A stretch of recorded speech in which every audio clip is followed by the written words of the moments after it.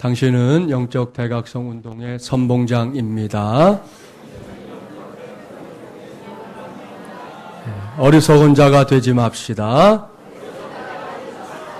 할렐루야. 오늘은 영적 대각성 운동 8번째 시간입니다. 동시에 오늘은 추수감사주일로 지킵니다. 이러한 주일의 의미를 생각하면서 오늘은 광야 끝에서의 감사라는 제목으로 하나님의 말씀을 전하도록 하겠습니다. 오늘은 이미 말씀드린 대로 추수감사주일입니다. 제가 지난 주일에 말씀드렸지요. 추수감사주일은 그날만 하나님께 감사하는 주일, 그게 아니라고 말입니다. 하나님을 향한 우리의 감사는 두말할 것도 없이 매일의 감사입니다. 항상 감사입니다. 성경의 표현을 빌려오면 범사의 감사입니다.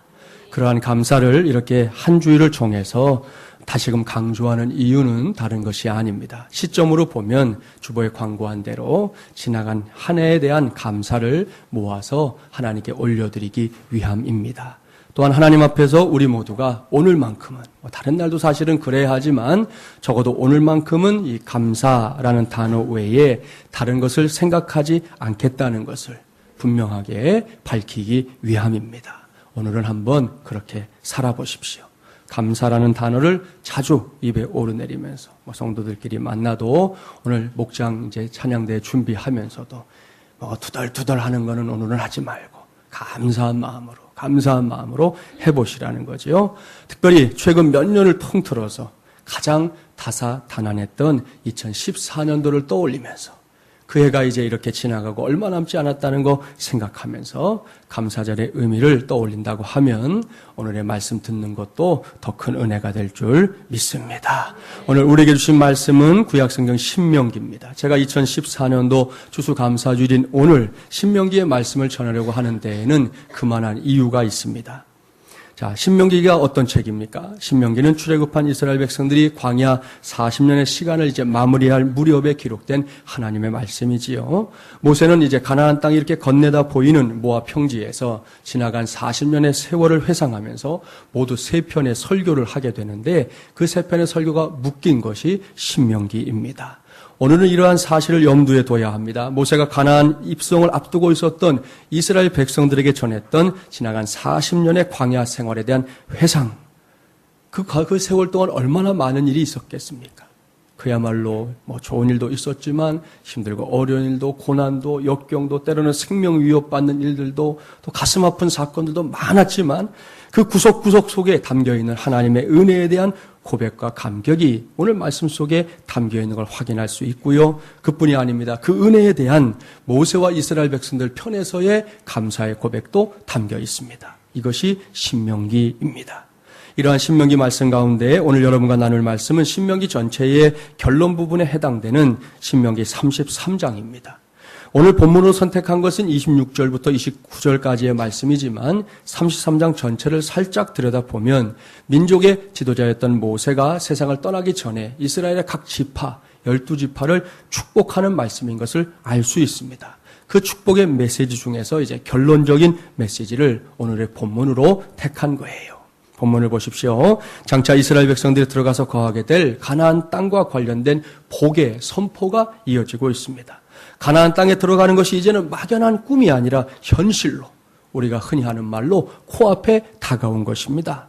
이것이 모세의 축복에 있어서의 최종 결론이에요. 그리고 이 말씀 속에는 다름 아닌 지난 40년 동안의 광야 생활을 통해 이스라엘 백성들이 누렸던 하나님의 은혜들이 하나하나 나열되어 있습니다. 오늘은 먼저 그것들을 살펴보려고 하는데요. 첫 번째 은혜가 뭐냐? 그것은 하나님께서 모세와 이스라엘 백성들에게 새로운 이름을 지어주신 은혜입니다.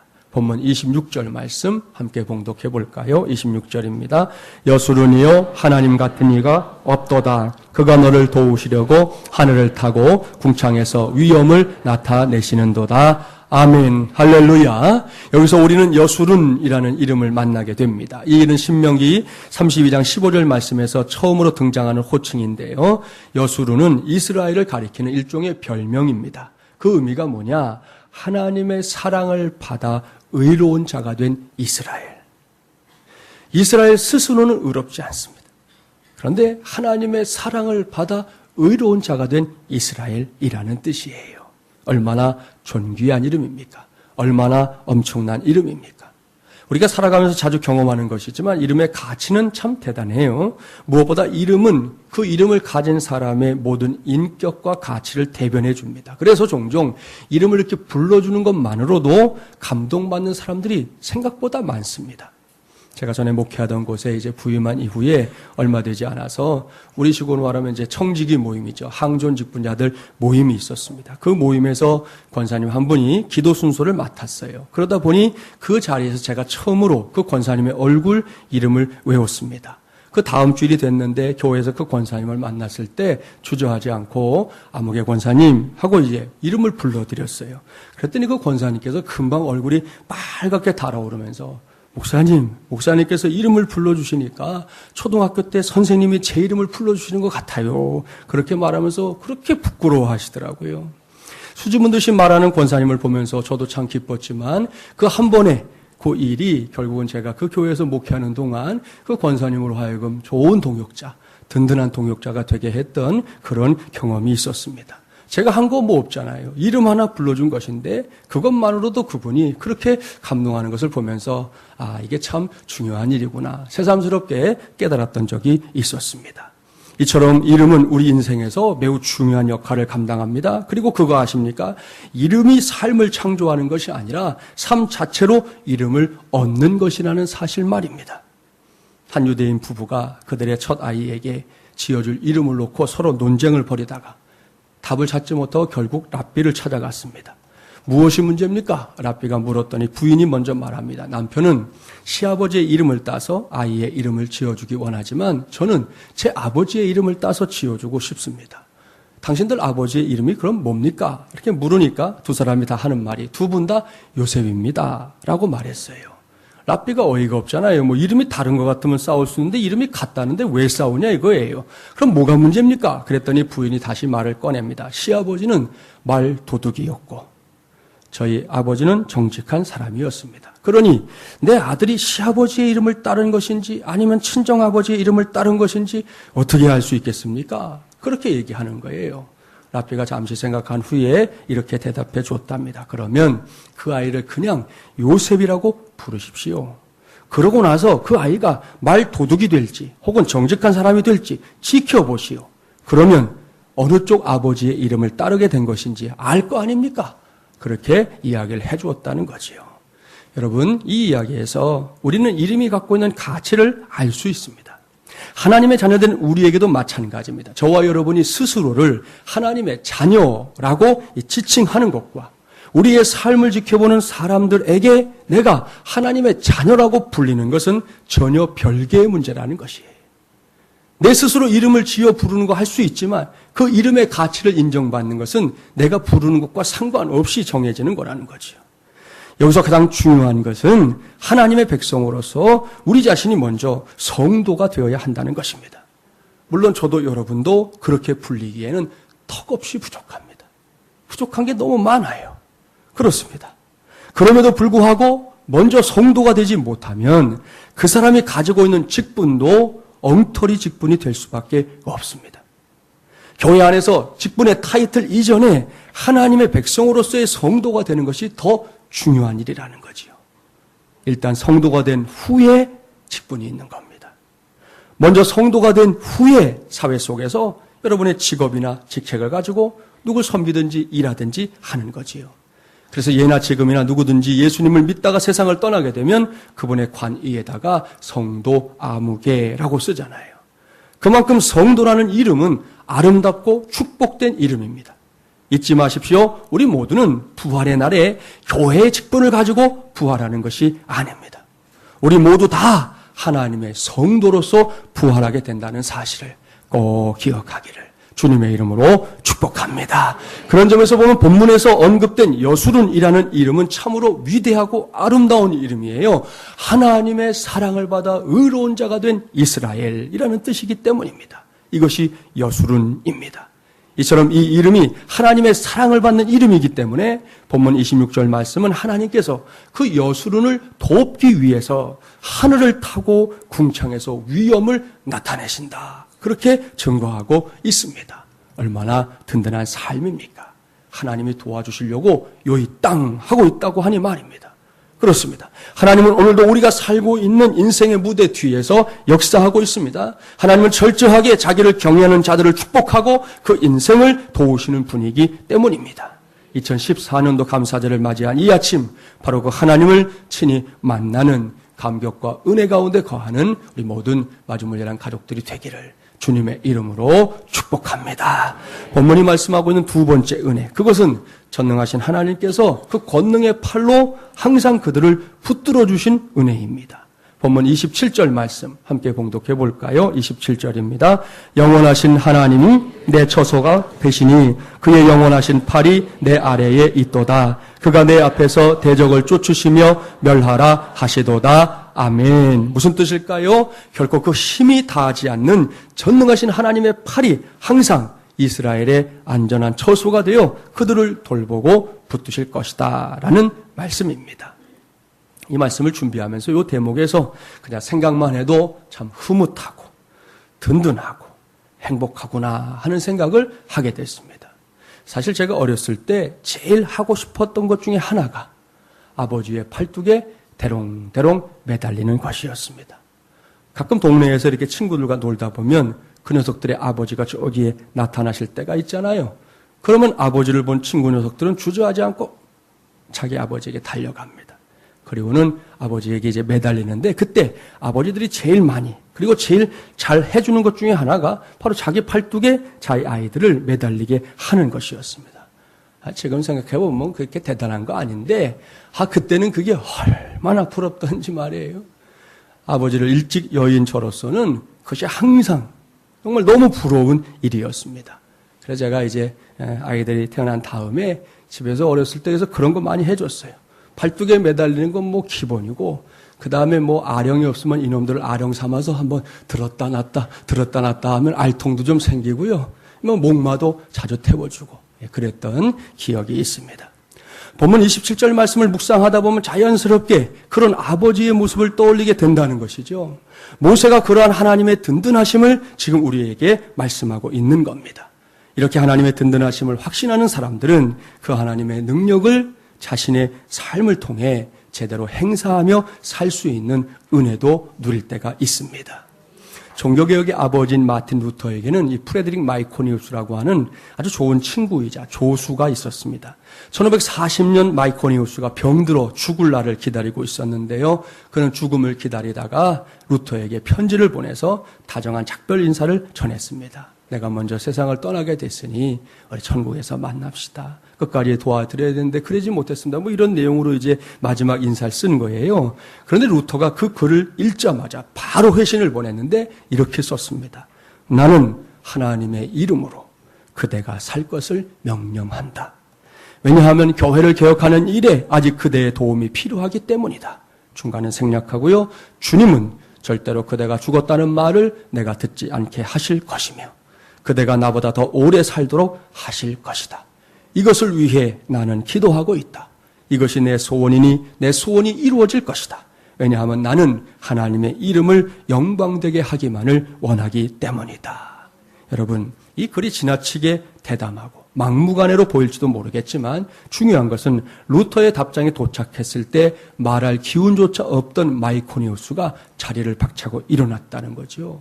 그리고 그 후에 6년을 더 살았다는 사실입니다. 더군다나 그는 루터가 세상을 떠난 뒤에 2달이 지나서야 죽음을 맞이하고 하나님의 나라로 가게 되었습니다. 참 놀라운 일이잖아요. 이것이 바로 하나님의 능력을 우리의 삶을 통해 드러내는 삶입니다. 이를 위해서는 내 자신이 먼저 하나님의 그 든든하심을 확신하는 믿음 가져야 합니다. 그 믿음을 갖고 하나님 앞에서 기도해 보십시오. 하나님이 요구하시는 거 다른 거 없어요. 진실되고 강한 믿음뿐입니다. 예수님은 우리가 그 믿음이라는 마음의 문을 열 때 기꺼이 들어오십니다. 주저하지 않습니다. 그리고 그분은 우리에게 들어오시되 하나님의 충만함을 함께 가지고 들어오는 줄 믿습니다. 이것이 믿음의 신비입니다. 그 신비 가운데 확실하게 들어가는 저와 여러분이 되기를 간절히 바랍니다. 세 번째 은혜가 있습니다. 그것은 이제 새롭게 시작될 가나안 땅에서의 삶이 전적으로 하나님의 이끄신 가운데 이루어질 것이라는 확신과 기대를 갖게 하는 은혜입니다. 본문 28절 말씀 함께 봉독해 보겠습니다. 이스라엘이 안전히 거하며 야곱의 샘은 곡식과 새 포도주의 땅에 홀로 있나니 곧 그의 하늘이 이슬을 내리는 곳에로다. 아멘. 이 말씀은 아직 이루어진 건 아니죠. 이제 곧 광야 40년의 세월이 끝납니다. 그러고 나면 이스라엘 백성들 전체가 가나안 땅에 이제 들어가서 정착해서 살게 될 것입니다. 바로 그 새롭게 시작될 가까운 미래에 관한 약속의 말씀입니다. 하나님께서는 이스라엘 백성들에게 가나안 땅에 정착하는 은혜를 주시되 그 땅에서 안정과 평안 그리고 풍요의 복을 누리게 하실 것을 말씀하고 있습니다. 우리 가운데도 이러한 은혜가 필요한 사람들이 많습니다. 그분들 모두가 이 말씀의 복을 누리게 되기를 바랍니다. 특별히 28절 말씀 중에서 마지막 말씀을 주목하십시오. 그의 하늘이 이슬을 내리는 곳에로다. 이 말씀이 매우 중요합니다. 이 말씀은 하나님께서 은혜를 베푸시는 것을 함축하고 있는 수사학적인 표현인데요. 여기서 하늘이 이슬을 내린다라는 표현에 우리는 주목해야 합니다. 이 말씀은 결국 은혜의 주도권이 바로 하늘이 있다. 하나님께 있다는 사실을 강조하고 있는 것입니다. 옳습니다. 은혜의 주도권은 결코 사람에게 있지 않습니다. 우리가 아무리 용을 써도 미안하지만 그것은 사람의 몫이 아닙니다. 철저하게 하나님께 있다는 것이죠. 성경의 원어인 이 헬라어 원어를 보면 그 의미가 더욱 분명하게 드러납니다. 헬라어로 사람을 가리키는 단어가 뭐냐면 안드로포스예요. 안드로포스. 영어로 안트로폴로지 하면 문화 인류학에 대해서 이야기하는 학문이 되는데 거기서 나온 안드로포스라는 헬라어에서 나온 거거든요. 이 단어의 의미가 중요해요. 안드로포스가 뭐냐? 위를 바라보고 살아가는 존재. 사람은 어떤 존재냐? 위를 바라보고 살아가는 존재라는 것입니다. 한자어로 사람 인자를 이렇게 쓰잖아요. 두 사람이 서로 기대어 있는 상태, 그게 사람이다. 그렇게 설명하고 있지만 성경의 원어에서는 더 본질적인, 근본적인 사람의 정체성을 설명하는 거예요. 위를 바라보고 살아가는 존재. 그러니까 땅을 바라보고 살아가면 그건 사람이 아닌 거예요. 성경의 관점에서는 위를 바라보고 살아가는 존재가 사람입니다. 오늘 본문에 나오는 이스라엘 백성들이 바로 그런 사람들이고 지금 이 시대에는 저와 여러분이 그런 사람들입니다. 이러한 사실을 온 영혼으로 절절히 깨닫는 사람, 그런 사람은 참으로 복된 사람이지요. 왜냐하면 이런 사람들은 매사를 하나님께 맡기고 살아갈 준비가 되어 있는 사람들이기 때문입니다. 몇 해 전에 그 9.11 테러로 무너져버린 뉴욕의 세계무역센터는 당시 110층이었습니다. 독일의 한 건강한 청년이 1층에서 110층까지 계단을 이용해서 올라가 본 적이 있었습니다. 세상에는 그렇게 꼭 안 해도 되는데 하는 일을 하는 사람들이 있어요. 덕분에 우리는 할 얘기가 있는 거지만 아무튼 이 친구가 그걸 했어요. 나름대로 의미 있는 도전이었을 텐데 이때 소요된 시간이 얼마냐? 1시간 40분. 대전 가는데 우리 2시간이면 가죠. 근데 1시간 40분 동안 그 건물을 걸어서 올라갔어요. 처음에는 뭐 가볍게 올라갔겠죠. 30층쯤 올라가니까 온몸이 땀으로 범벅이 되고 숨을 헐떡거렸습니다. 잠시 쉬었다가 다시 20개 층을 오르고 쉰 다음에 그 다음에는 이제 10개 층씩 올라갔다고 그래요. 마지막 층에 올라가자 막 기진맥진해가지고 털퍼덕하고 그 자리에 주저앉고 말았습니다. 그런데 이렇게 긴 시간을 그것도 가진 애를 쓰며 올라간 그 건물을 엘리베이터를 타고 올라가면 어떻게 될까요? 그 건물이 무너지기 전에 확실하게 기록되어 있는 걸 보면 28초.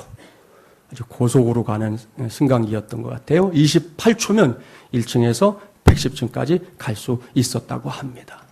저도 언젠가 아파트에 신방을 갔는데 마침 엘리베이터를 점검하는 중이라 할 수 없이 22층까지 씩씩거리며 걸어 올라갔던 적이 있었습니다. 나중에 우리 대신방 할 때 아파트 사시는 분들은 점검하는 날이 있으면 전화를 주세요. 오늘 점검하니까 오지 말라고. 그걸 전화를 안 주니까 갔는데 22층까지 어떡합니까? 가야지 기다리고 있는데 올라가는데 저는 그냥 그랬다 치는데 따라간 신방대원들이 큰일 난 거죠. 막 헐떡헐떡거리고 땀을 흘리고 집에 들어가는데 인사도 못해요. 하느라고 정신이 없어요. 그렇게 신방했던 적이 있는데 여러분 그런 길도 엘리베이터 타면 어떻습니까? 쉽게 올라가는 길로 바뀌잖아요. 마찬가지입니다. 언제든 잊지 말고 꼭 기억하십시오. 종종 사람을 위대한 존재로 말하는 사람들이 있습니다. 흔히 만물의 영장이라고까지 말하잖아요. 물론 그런 점이 사람에게 분명히 있습니다. 명색이 하나님의 형상대로 지음받았는데 아무렇지도 않은 존재일 수는 없는 것이죠. 그러나 동시에 사람은 유한한 존재입니다. 이것을 한시도 잊지 말아야 합니다. 사람의 체력, 재능, 지혜, 지식은 언젠가 소진되게 되어 있습니다. 그러나 전능하신 하나님의 능력은 무한합니다. 더욱이 그 하나님께서 인생의 마지막 무대로 준비해 놓으신 천국은 사람의 행함으로 가는 곳 아니지요. 오직 믿음으로 갑니다. 여기서 믿음은 맡김이라고 표현할 수도 있을 거예요. 무엇을 맡기는 것입니까? 우리의 죄와 염려, 우리가 감당하려고 하는 삶의 순간순간들을, 그것이 좋은 일이든 굳은 일이든 버거운 일이든 만만한 일이든 모두 하나님께 맡기는 것입니다. 왜요? 주님께 우리의 몸과 생애를 맡길 때 주님은 기꺼이 이 천국의 엘리베이터가 되어주시기 때문입니다. 따라서 가고자 하는 층의 버튼을 믿음으로 누르기만 하면 주님께서는 우리의 삶을 순간순간 인도해 주십니다. 그뿐입니까? 마침내는 저 천국까지 우리 모두를 인도해 주실 줄 믿습니다. 이것이 안드로포스, 곧 사람이, 저와 여러분이 위를 바라보며 살아야 하는 궁극적인 이유입니다.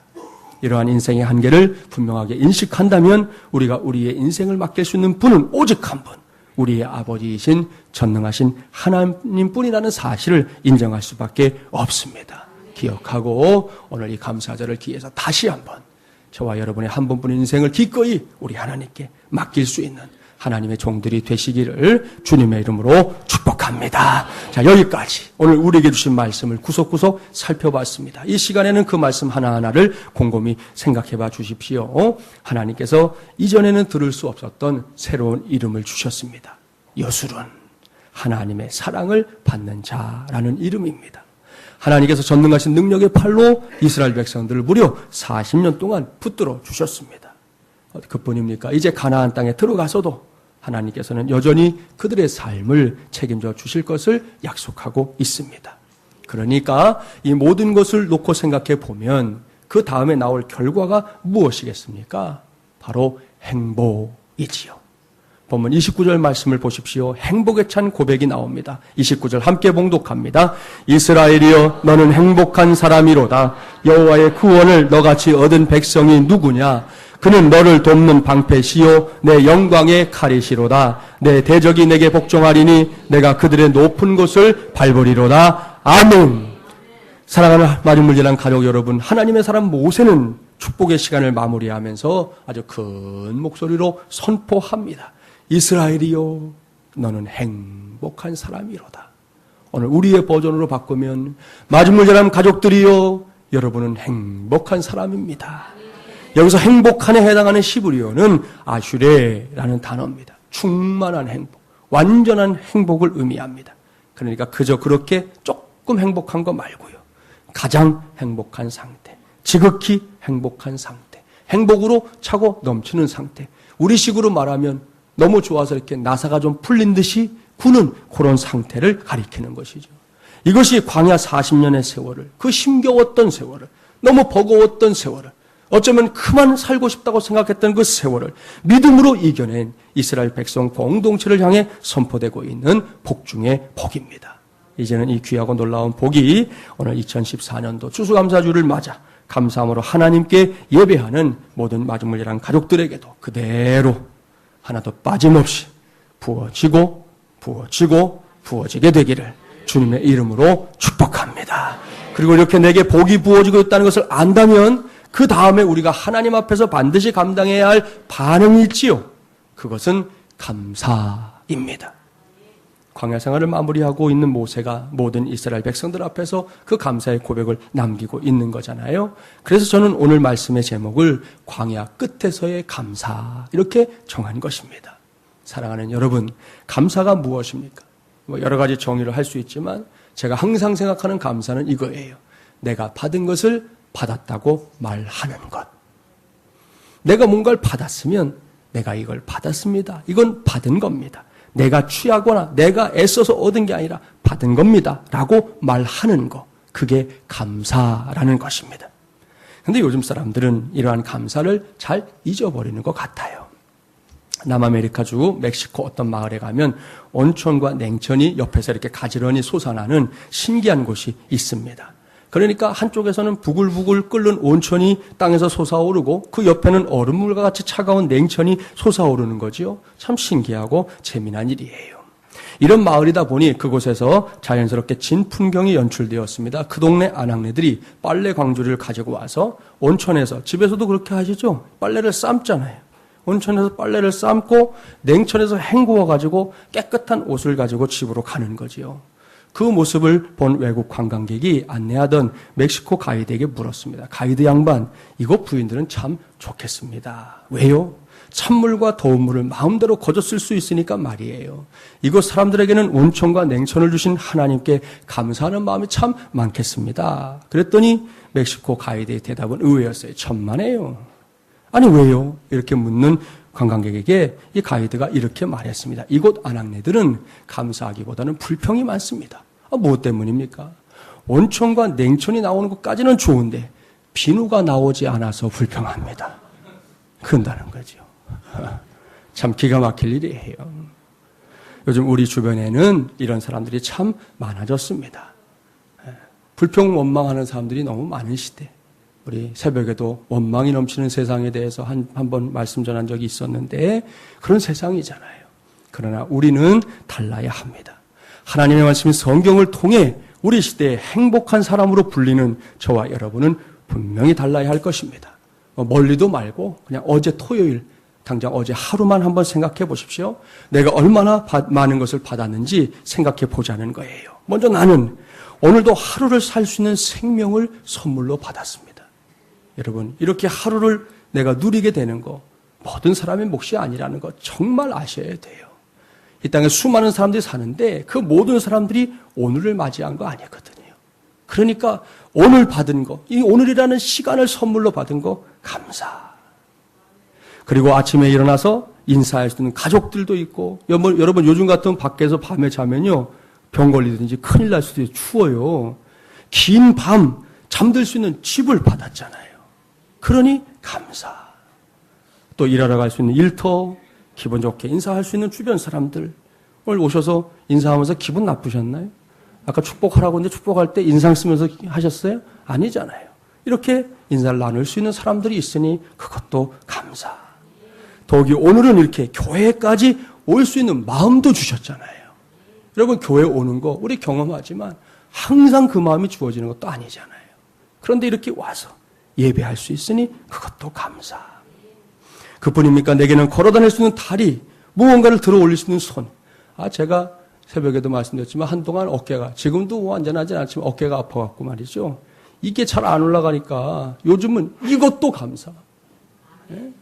이게 안 올라가서 뭐 힘을 쓰다 보니까 아이고 이것도 감사. 여러분들 설교할 때도 이러면 어떡하겠어요 제가? 이러니까 이것도 감사. 감사할 수 있는 게 있다는 거죠.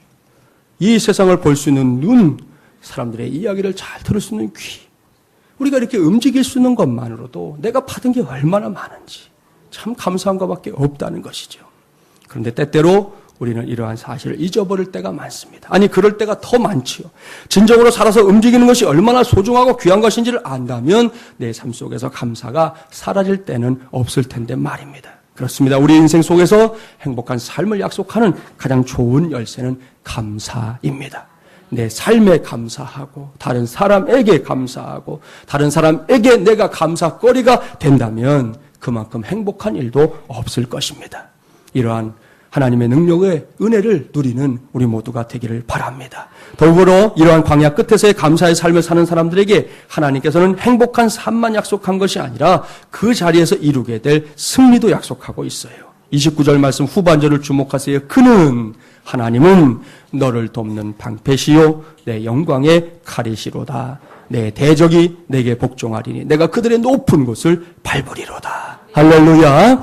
모세는 여기서 하나님께서 함께하는 삶의 승리를 노래하고 있습니다. 이것은 허울 좋은 입술의 읊조림이 아닙니다. 이 고백은 철저히 모세 자신의 삶에 기초한 신실한 고백입니다. 모세의 지난 40년, 길게는 120년을 되돌아보십시오. 하나님께서 모세의 편이 되어주지 않았다면, 하나님께서 모세의 팬이 되어주지 않았다면 모세가 어떻게 그 험난한 세월을 살아왔겠습니까?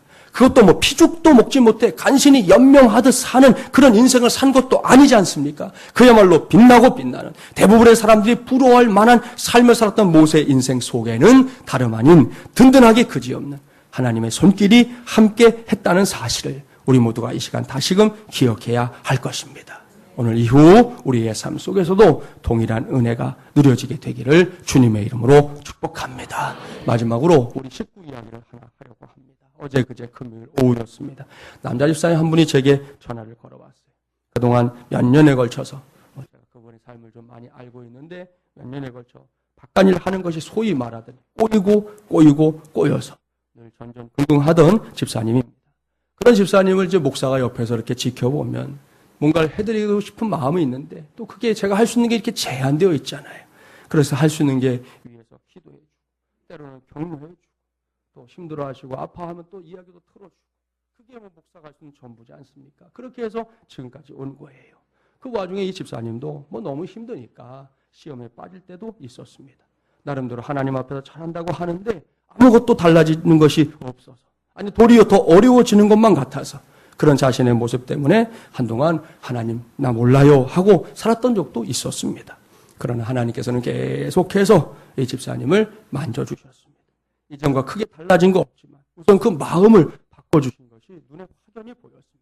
하나님을 원망하고 탓하던 마음 사라지고 하나님을 더 의지하게 되었습니다.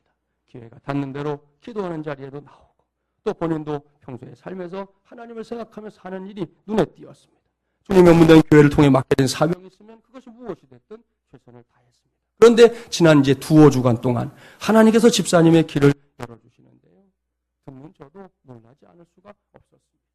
그 집사님의 고백입니다. 제가 수년 이 집사님과 알고 지냈지만 집사님의 입에서 이 단어가 나온 건 처음이에요. 목사님, 이것은 기적입니다. 이럴 수가 없습니다. 제가 그동안 이 일에 몸담고 여기까지 오랜 동안 한 일이거든요. 그 긴 세월 내가 이 일을 해왔지만 이건 절대로 일어날 수 없는 일. 내가 지금까지 경험한 거로는 일어나지 않는 게 맞는 거라는 거죠. 그런데 일어나고 있는 거죠. 무려 두 가지 일이 이렇게 다 대단하게 연결된 거 하나님의 도우심이라고 인정할 수밖에 없다는 거예요. 목사님 기도해 주셔서 감사합니다. 그러시더라고요. 할렐루야.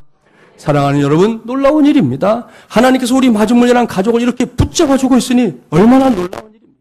하나님께서 그 집사님의 편이 되어주셨어요. 하나님께서 그 집사님의 팬이 되어주셨어요. 결국 집사님의 소원을 이루어주시는 것은 물론이고 집사님으로 하여금 더 큰 감사의 사람이 되게 하셨습니다. 이제는 우리 차례입니다. 오늘 이 시간에도 하나님께서 우리를 응원해 주시고 하나님께서 우리의 팬이 되어주신다면 그 다음에 이어질 우리의 인생길에도 도대체 어떤 일들이 일어나게 될까요? 생각해 보면 흥미진진해집니다. 도대체 무슨 일이 있을까? 어떤 일이 일어날까? 하나님의 함께하는 인생 속에 내가 그 속에 들어갈 때 과연 내 삶에서 어떤 일들이 벌어질까? 오늘 2014년 감사절을 맞이하여 풍성한 감사로 하나님을 예배하고 있는 저와 여러분, 우리 모두가 바로 그 흥미진진한 삶의 주인공들이 되기를, 나아가서 영적 대각성 운동의 선봉장들로 계속해서 쓰임받게 되기를 주님의 이름으로 간절히 축원합니다.